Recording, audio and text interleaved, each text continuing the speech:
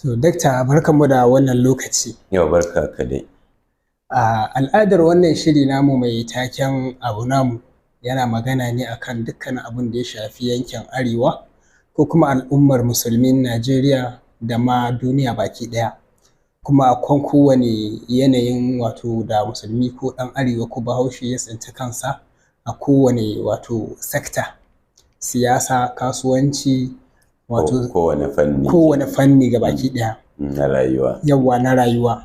To abin da ya shafi wakatika tashi da ake ciki yanzu a maganar zaɓuɓɓuka ko kuma siyasa a Najeriya. Shin wani nazari ko kuma wace rawa siyasa ke takawa yanzu a Najeriya a siyasance? Na'am. To, siyasa tana taka rawa a rayuwar ɗan adam gaba ɗaya, ba wai a Najeriya kaɗai ko kuma a yanzu ba. Tun da sanda Allah subhanahu wa ta'ala ya halicci ɗan adam, siyasa take da muhimmanci a rayuwarsa. Domin siyasa tana ta'allake da shugabanci. Kuma Allah subhanahu wa ta'ala da ya tashi turo annabi Adam alaihi salam doron ƙasa, ya cewa zai turo wanda zai zama khalifansa. To khalifa shugaba kenan, mai gudanar da wato jagoranci a komai da ya shafi rayuwar ɗan adam, wanda kuma ita ke nufi da siyasa ɗin har wa yau. Wannan gudanar da shugabanci da hanyoyin samar da shugabanci da yadda ake riƙe shi da yadda ake gudanar da shi duk shine siyasa. To idan aka fiye kokawa a yanzu a Najeriya, ba wani abu bane ya sa illa yanda 'yan siyasa ɗin suka gurɓata siyasar ta hanyoyi daban-daban. Kuma abin da aka fi kuka da shi a kusa shine ana ganin kamar ana yin zaɓe amma kuma ana zuwa kotu a karɓe wannan zaɓen. Sai ake ganin abin bambara kwai ko kamar yanzu aka fara.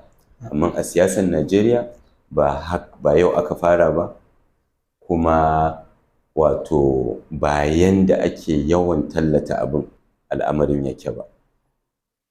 Yadda gaskiya al'amarin yake shine da siyasa da doka duk kafaɗa da kafaɗa suke tafiya. Wato 'yan siyasa ne suke yin dokokin da za a gudanar da zaɓe. Kuma daga cikin dokokin da suka yi na gudanar da zaɓe sun tanadi idan an saɓa kowace irin doka to a yi shari'a. To sai zamana in suka zo sai su dinga saɓa waɗannan dokokin da kansu. Za mu taƙaita a kan misalan da ya shafi tsarin mulki kaɗai, wanda shi ne ƙololuwar doka ta tafi da siyasa da shugabanci. Tsarin mulki ya tanadi cewa duk wanda zai tsaya takarar zaɓe lallai ya cika sharuɗa guda 4. Na farko ya zama ɗan ƙasa. Na biyu ya zama shekarunsa sun kai wani mizani. Constitution ya faɗi shekarun. In ɗan majalisa za ka zama shekara 35. In ɗan gwamna za ka zama shekara 40. Haka ma in shugaban ƙasa za ka zama. Kowane mataki akwai adadin shekaru. Na uku, ya zama kana da wani mataki na ilimi. Sai suka kwatanta ilimi da karatun sakandare ko makamancinsa. In ka nuna shaida cewa ka yi karatun sakandare, ba wai ka ci ba sai lalle ka ci ba, amma dai ka yi karatun sakandare, ka taɓa zuwa makaranta kenan, ka iya rubutu da karatu kenan, to ana sa ran za ka iya shugabanci. Su suka taƙaita kansu a haka. Na 4, sai suka ce sai ka zama ɗan jam'iyya kuma jam'iyyar ta tsayar da kai takara. To sai zamana ba ɗaya daga cikin ƙa'idojin nan da ba sa saɓawa. Abin da yasa ake so ka zama ɗan ƙasa don kada waɗanda suke bare, waɗanda ba 'yan ƙasa ba, su yi takara, su karɓi mulki bayan su ba 'yan ƙasa ba ne, ba su da kishin ƙasa, ka ƙila sun fi kishin ƙasarsu, saboda haka za su iya cutar da kai. Saboda haka sai aka togace cewa sai ka zama ɗan ƙasa.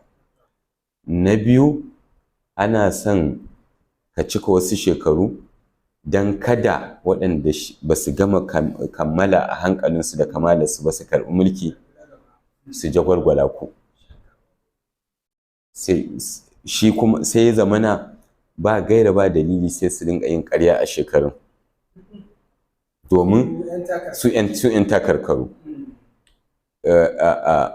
Abin da ya sa ni ce ba gaira ba dalili shine tsarin mulki bai ce in ka wuce shekara kaza kada kai takara ba, cewa aka in ka gaza shekara kaza. To sai waɗanda suka wuce shekarunsu suke gani kamar sun yi yawa, sun yi zurfi, sai su yi ƙaryar shekarun, sai su rage. Haka kuma ilimi, an ce iya abin da ike bai wuce sakandare ba, amma sai su je su yi ƙarya su ce sun yi digiri. To haka kuma jam'iyya, ka zama ɗan jam'iyya don ka koyi wato abin da ake na siyasa ne. A jam'iyyar nan duk abin da ake yi a siyasa ana koyarta. Za ka koyi yadda ake tsarin mulki, za ka koyi yadda ake yin mitin, za ka koyi yadda ake fitar da shugabancin jam'iyya. An ce lallai zama ta hanyar zaɓe aka fitar da shugabancin jam'iyya, don haka za ka sanya ake yin zaɓe. Za ka koyi ɗabi'un zaɓe, za ka koyi ƙa'idojinsa, za ka koyi idan mutum ya faɗi zaɓe ya rungumi ƙaddara, wanda ya ci zaɓe kuma ya rungumi waɗanda suka faɗi, ya ja su tafi tare don jam'iyyarsu ɗaya. To in mutum ya iya wannan, to in ya fito siyasar ƙasa gaba ɗaya, zai ƙoƙari ya san constitution ɗin ƙasar gaba ɗaya, zai ƙoƙari ya san ƙa'idojin zaɓen ƙasa gaba ɗaya, zai ƙoƙari in aka ci zaɓe aka ce ga wanda ya ci ga wanda ya faɗi, wanda ya faɗi ya haƙura, wanda ya ci kuma ya nemi wanda ya faɗi a haɗa kai a tafi tare. Sai zamana ba abin da suke karyawa irin wannan. Tun daga jam'iyyar ana sa ran al'umma ce za ta haɗu ta kafa jam'iyya, sai mutum ɗaya ije ya rijista jam'iyya 5, duk wacce ka shiga ta sace. Ana sa ran wannan al'ummar su za su zauna su fitar da 'yan takarkaru, sai wannan wanda ya rijista jam'iyya tun da ta sace sai zama shi yake fitar da 'yan takarkaru. Sai zamana wani ya dace ya tsaya takara, dukkan cancanta yana da ita. Idan ba shi da kuɗi da zai bai mai jam'iyya, ko kuma ba sirikin mai jam'iyya ba ne, ko ba ɗan mai jam'iyya ba ne, ko ba wani makusancin mai jam'iyya ba ne, ba za a tsaye da shi ba. Wanda yake da jam'iyya shi yake yin tuwona maina. To wannan idan wanda isan ya cancanta, amma an ƙyaye masa abin da ya kamata, ba shi da inda zai je ikoka sai kotu. In aka faɗi sakamakon zaɓe, maimakon wanda ya faɗi ya karɓa, sai ya nuna bai yadda ba. Ba inda zai je a warware musu sai kotu. Dole sai kotu. Tunda to raba musun daman ita ce ƙuri'ar. An yi ƙuri'ar, an ƙirga, an ce maka ka faɗi, ka ce kai maguɗi ya kai ma. Waye zai tabbatar an maka maguɗi? Kotu. Duk waɗancan ƙa'idoji. In ka ce ɗan takarar ka ya ƙaryar certificate, wa zai tabbatar? Kotu. In ka ce ya yi ƙaryar shekaru, wa zai tabbatar? Kotu. In ka ce kana shakka ba ɗan ƙasa ba ne, wa zai tabbatar? To ka